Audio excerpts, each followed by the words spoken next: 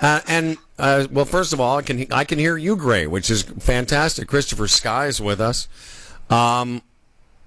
I think by now we've sort of set up earlier in the show who you were. At first, when we approached you, I know our producer, I saw some of the back and forth, and you were a little reticent to come on the show because we're on a comedy station. But were you comforted by looking us up, or what made you finally decide to come on the show? Well, I know who you guys were. You guys used to be on Edge 102 and everything, and I wanted to do the show. And then when I heard it was a comedy show and I heard you guys talking about me beforehand, I thought another attempt at hit piece, and it wasn't going to be taken seriously, and our movement is serious, so I didn't want it to be made into a joke. Okay. Well, you're here now, Christopher Sky, and why don't we set this up, Fred, by saying that Christopher...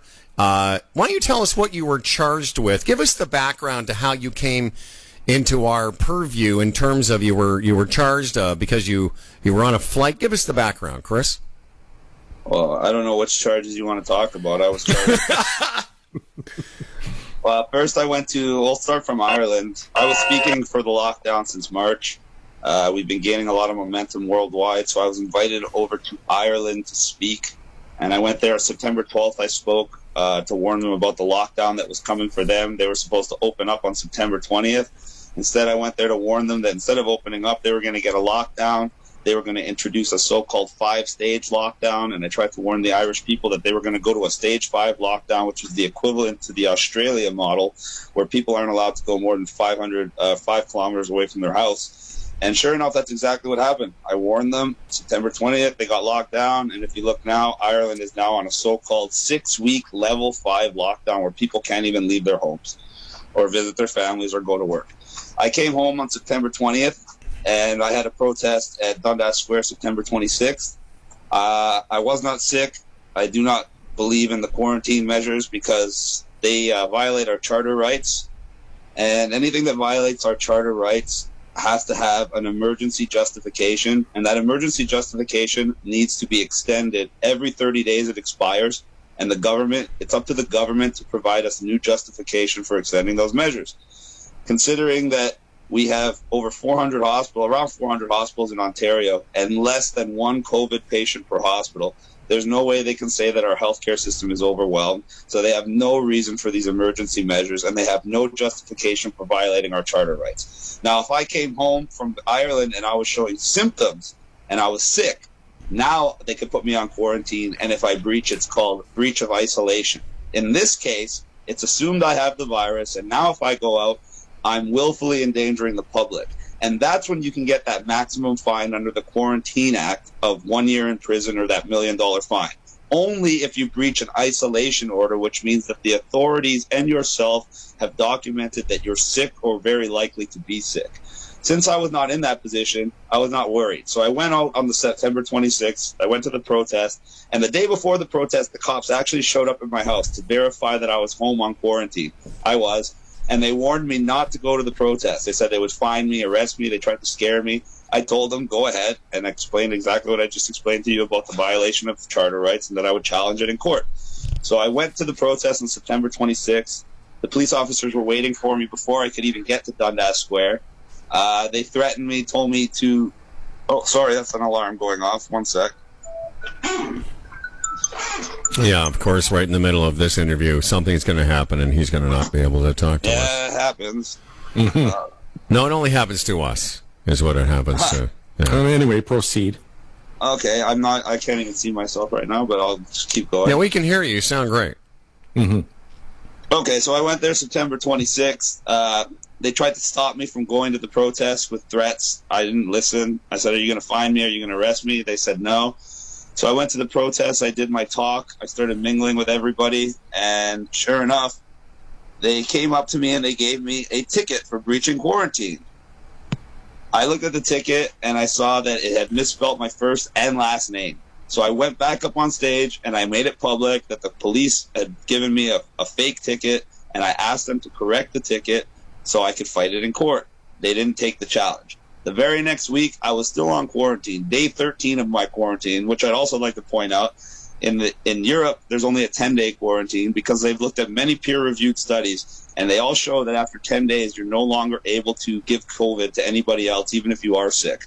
So the fact that we have a 14-day quarantine makes no sense, especially when they were basing it on CDC guidelines, and the CDC itself took those guidelines away way back in August.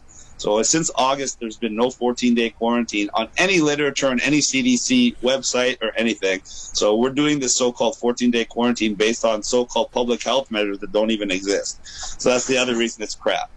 So I went there. I didn't get a quarantine order. I didn't get anything. I actually even posed and took pictures with two political party leaders, Maxime Bernier of the PPC and Mr. Rob Carbone of the Republican Party of Canada.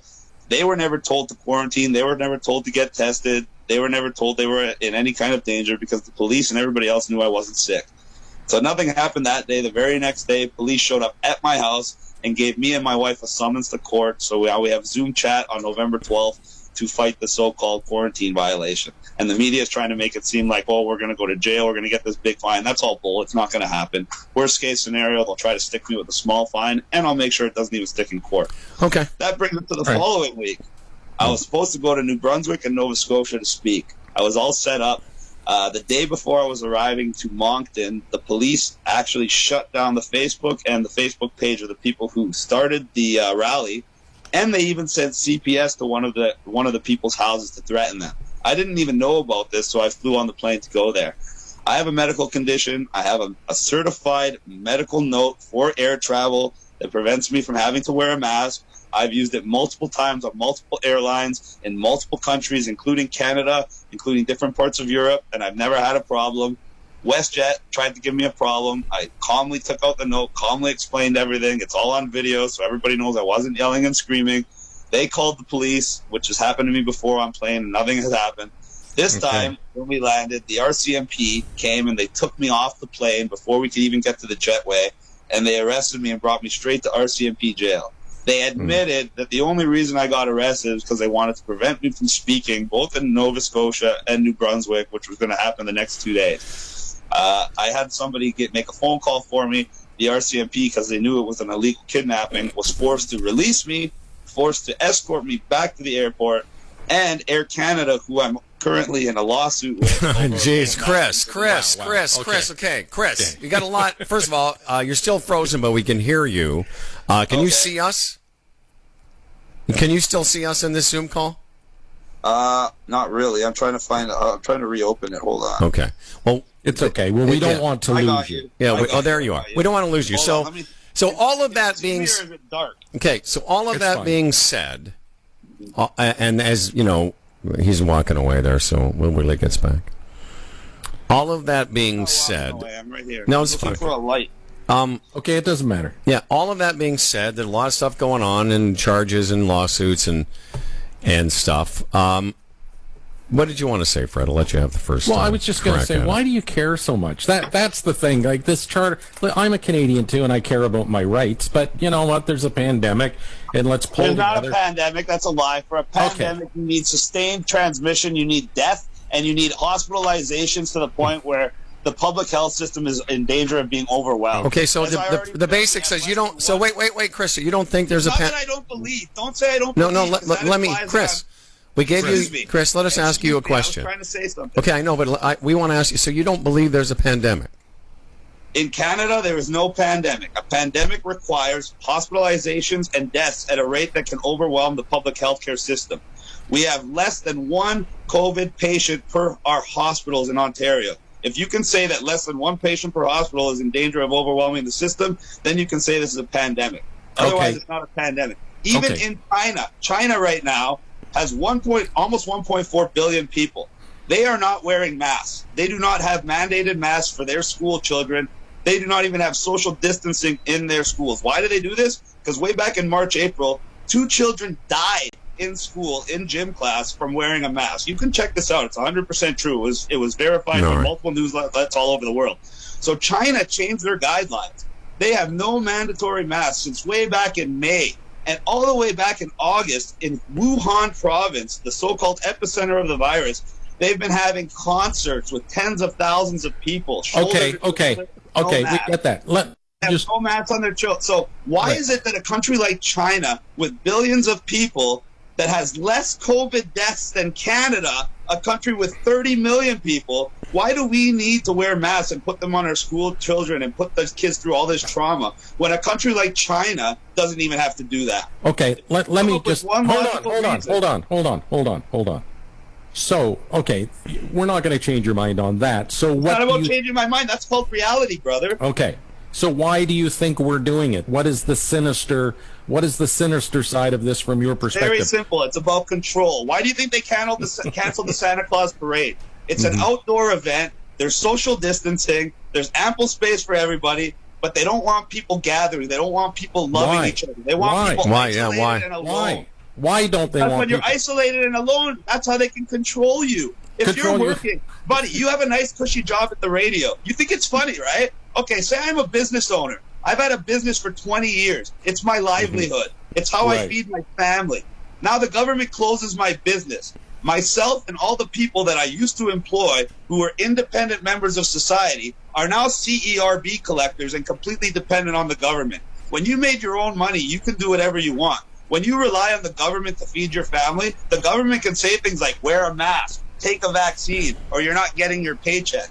If that's not ultimate control, I don't know what is. Okay, so this is a worldwide conspiracy then, because a lot of countries are doing it. It's not a worldwide conspiracy. I just proved that China's not doing anything like that. Sweden's not doing anything like that. Denmark's not doing anything like that. Finland's not doing anything like that. Japan's not doing anything like that. I could go on and on and on and on. Really, the only countries that are having these draconian measures are North American countries, Australia, and parts of Europe.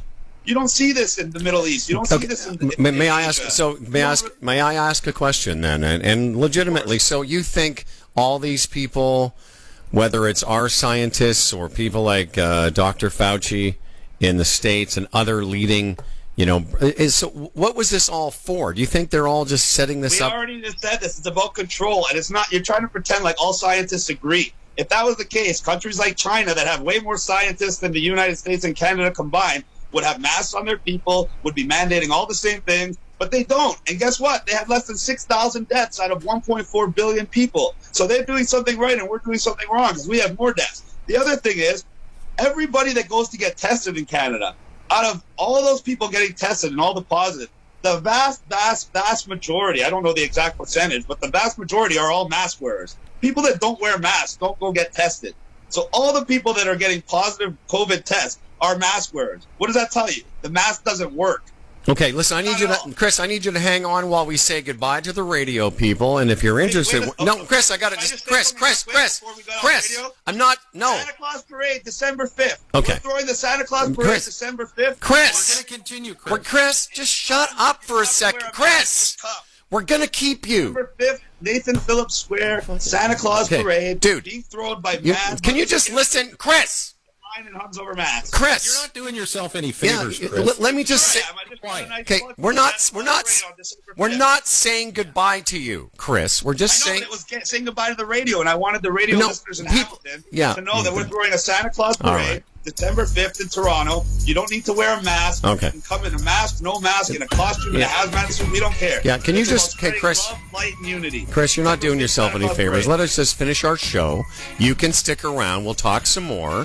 Phil, say goodbye to everybody. And if you're interested in Hamilton, have a listen to humbleandfredradio.com for more of our conversation with Chris. Phil? This episode of Humble and Fred Radio is brought to you by the Retirement Sherpa, Gig Sky, The Chambers Plan, Palmer Pasta, CDN Technologies, 5-Hour Energy, and GarbageDay.com/Humble and Fred. We broadcast to the planet from the remote headquarters of the Humble and Fred Show. More Humble and Fred tomorrow and online at humbleandfredradio.com.